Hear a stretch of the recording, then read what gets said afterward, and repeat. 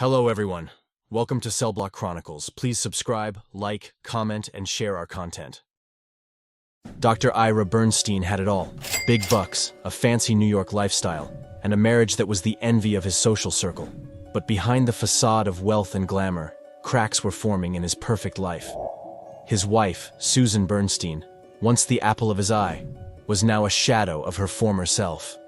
The years had worn on her, and Ira found himself longing for the excitement of his youth, the thrill of new beginnings. He began frequenting bars, searching for that spark he once felt. Every night he would sip his drink, scanning the room for someone who could reignite the fire within him. Many women came and went, but none left a lasting impression, until he met Kelly Greibel. Kelly was a 35-year-old former mortician with a mysterious aura that drew Ira in. She was known in Rockland County for her impeccable conduct and community involvement, a stark contrast to Ira's crumbling marriage. Kelly had her own share of baggage. Recently divorced, she was embroiled in a bitter custody battle. The legal fees were draining her, and the stress was taking its toll. When she met Ira, she saw more than a lonely man in search of companionship. She saw an opportunity. Ira, blinded by his infatuation, showered Kelly with gifts, including a sleek Maserati that she drove proudly through town. "Ira, why won't you just leave her?" Kelly asked one night, her voice a mix of frustration and desperation. They were sitting in a dimly lit corner of an upscale bar, away from prying eyes. "It's complicated, Kelly," Ira replied, his fingers tracing the rim of his glass. "Divorce isn't that simple, especially with the assets we have." Kelly's eyes narrowed. "It's not the assets, Ira. It's her. You're scared of her, aren't you?" Ira sighed, looking away. "Susan isn't as weak as she appears. She's got a mean streak, and she's threatened to take me for everything if I even mention divorce." A cunning smile played on Kelly's lips. "Well, what if she wasn't in the picture anymore?" Ira looked at her sharply. "What are you suggesting?" Kelly leaned closer, her voice dropping to a whisper. "I'm just saying, if Susan were out of the way, we'd be free to be together. Think about it, Ira. No more threats, no more complications." The suggestion hung in the air like a dark cloud. Ira felt a chill run down his spine. Could he really consider such a thing? But the more he thought about it, the more tempting it became. Susan had made his life a living hell with her threats and accusations. Maybe Kelly was right. Maybe this was the only way out. Days turned into weeks, and Ira and Kelly's relationship grew more intense.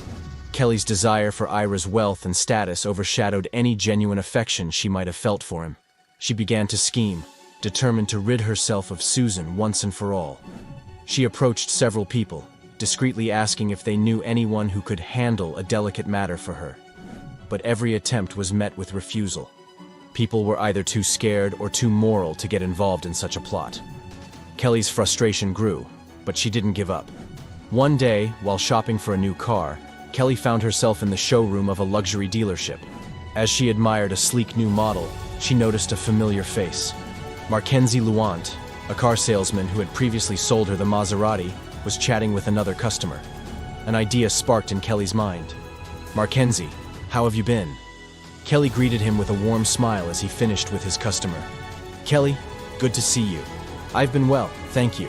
How's the Maserati treating you?" Mackenzie replied, shaking her hand. "Ah, the Maserati is perfect, but I'm actually here for something else," Kelly said, lowering her voice. "I have a proposition for you." Mackenzie raised an eyebrow. "Oh? And what might that be?" Kelly leaned in closer, her eyes gleaming with determination. "I need your help with something off the record, something that requires a bit of discretion." Mackenzie looked around, ensuring no one was listening. "Go on." Kelly explained her situation, carefully choosing her words to convey the gravity of her request without outright stating it.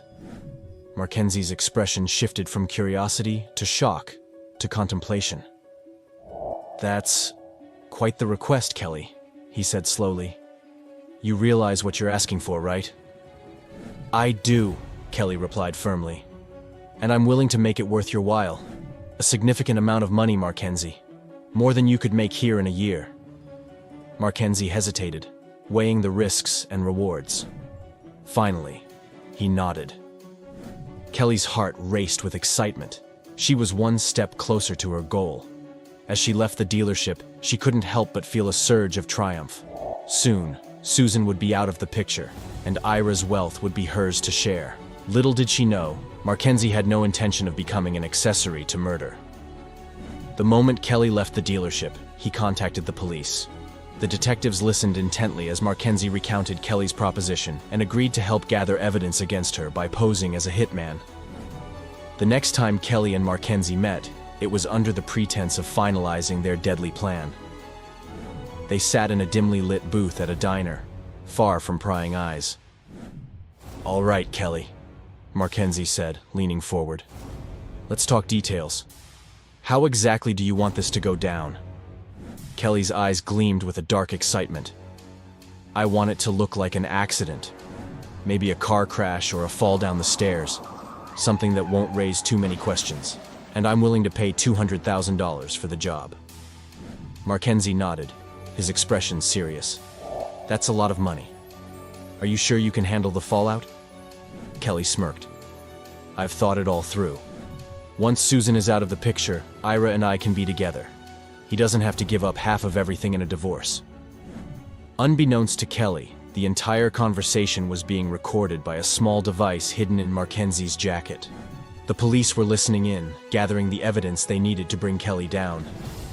Later that night, Kelly told Ira about the plan. They were sitting in Ira's luxurious apartment, the city lights twinkling outside the window. "Mackenzie is going to make it look like an accident," Kelly said, her voice full of excitement. "For $200,000, Susan will be out of our lives for good." Ira's eyes widened with a mix of shock and relief. "That's perfect. No messy divorce, no losing half of everything. This is exactly what we need." However, Ira's troubles were far from over. As Kelly schemed, the authorities had started investigating Ira for insurance fraud. His practice had been under scrutiny for billing non-existent patients and procedures. The stress of the looming investigation was beginning to weigh on him. Days turned into weeks, and the police continued to gather evidence through Mackenzie's recordings. The case against Kelly and Ira grew stronger with each passing day. Finally, the authorities decided they had enough to make their move. One morning, Ira and Kelly were arrested in a coordinated operation. They were taken to the police station and interrogated separately. Ira, ever the manipulator, played dumb and tried to distance himself from Kelly during questioning. "I had no idea Kelly was planning anything like this," he insisted, his voice full of feigned shock. "She must have been acting on her own. I would never harm Susan." Kelly, initially loyal to Ira, echoed his claims. "Ira had nothing to do with this. It was all my idea." But as the hours dragged on, the pressure mounted. Faced with the overwhelming evidence and the realization that Ira was throwing her under the bus, Kelly broke down. She decided to cooperate with the police in exchange for a reduced sentence. "Ira knew everything," she confessed, tears streaming down her face. "He was in on the plan from the beginning. He wanted Susan gone as much as I did." With Kelly's testimony, the case against Ira solidified. The once wealthy and respected podiatrist found himself in a courtroom, facing a slew of charges. His reputation was in tatters, his career destroyed. In the end, Ira pleaded guilty to conspiracy to commit murder and insurance fraud. The judge sentenced him to 15 years in prison, taking into account the gravity of his crimes and his lack of remorse. Kelly, having cooperated with the authorities, received a reduced sentence of 4 to 12 years in exchange for her testimony against Ira. As she was led away in handcuffs, she couldn't help but reflect on how her greed and ambition had led to her downfall. Meanwhile, Susan, now free, spent the rest of Ira's money on all the luxuries of life, including a brand new Maserati. Thank you for watching. Check out our channel for more CellBlock tales.